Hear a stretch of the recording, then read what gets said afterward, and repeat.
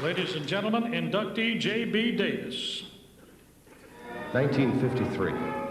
Probably the injuries and the small number of players on the team resulted in a 6-win, 4-loss season, led by future University of Georgia captain J.B. Davis. The Wildcats scored 210 points and gave up 110. Once again, the Albertville Aggies won 21-0. J.B. Davis, or as Georgia's publicist Dan McGill would introduce him, Jefferson Beauregard Davis, but at birth he was given the initials J.B., no given name. J.B. developed a great love of baseball at an early age. Here he is as the bat boy for the Mill Village team back in the 1940s. Right down there in the center on the front row. Right next to him on his left is Cole Harris. And then as you look at other people on the team, I noticed up there at the far corner is Tom Jackson, manager of the team. You know, Tom Jackson Park now where the Little League teams play in Gunnersville. Other members of that team, there was Boney Jones, Sonny Gordon, Herb Bowling on the Mill baseball team of the 1940s. J.B. Davis grew up in the Cotton Mill Village here in Gunnersville, and like most of the Mill Village boys, he was expected to go to work in the cotton mill. But Davis had other ideas. He excelled on the football field as a 145-pound running back.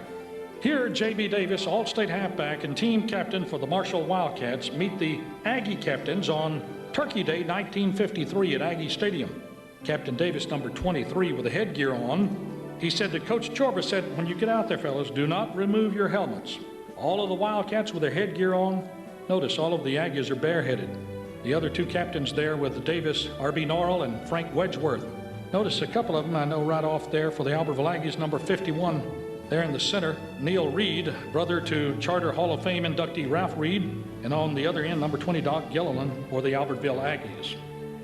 On a late spring Saturday, 1954, he was sleeping in when the biggest man that he had ever seen in his life walked into the bedroom.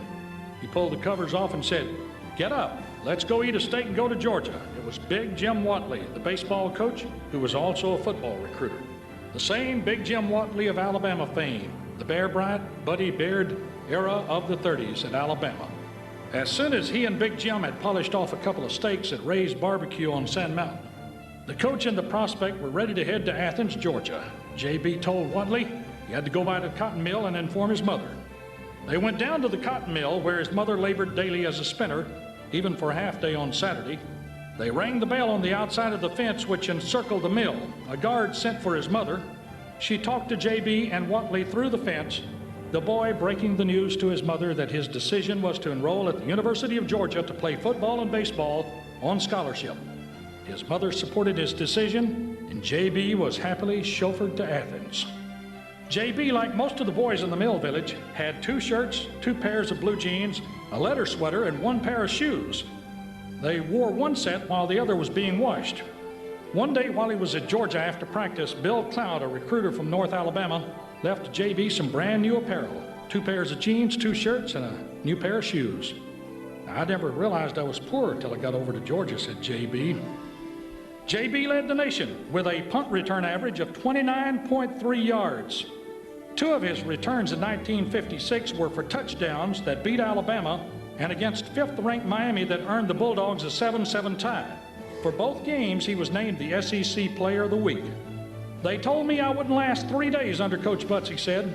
But not only did J.B. last, he lettered 3 years, captained the 1957 team, and against Alabama in 1956, that hot afternoon at Legion Field, J.B. returned a punt for a touchdown. It won the game for Georgia, 16-11.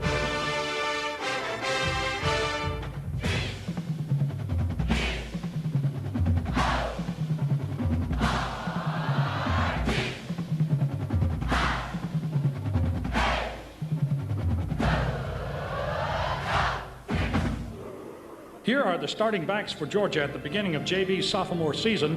Billy Hearn is number 10, Wilbur Lofton 44, 38 Jimmy Orr, and 24 J.B. Davis. Orr and Davis were referred to as the flaming sophomore running backs. Here, legendary Georgia Senator Herman Talmadge congratulates Captain J.B. Davis. Davis received his degree in education in the spring of 1958 and embarked on a teaching and coaching career in DeKalb County, Georgia. J.B. coached for 8 years at Gordon High School in DeKalb County, Georgia, and then moved into administration in the mid-60s ending up at Lithonia High School, where he was the assistant principal. After his 31 years in schoolwork, he spent 7 years with a mining company in Lithonia before returning to Guntersville in 1996. He currently is employed by Whitaker Contracting. He was recently honored with an award from the Georgia chapter of the National Football Foundation and the College Hall of Fame. Here, JB is pictured with his coach, Wally Butts. Coach Butts let Big Jim Watley have JB for only 2 seasons of baseball. Out on the football field, though, as you look at old Georgia film, you'll see number 24 catching passes, running the football, making tackles, playing both ways for the Georgia Dogs. Once Coach Wally Butts said, "Davis has more guts and heart than just about anybody who's ever played for Georgia." Ladies and gentlemen, inductee J.B. Davis.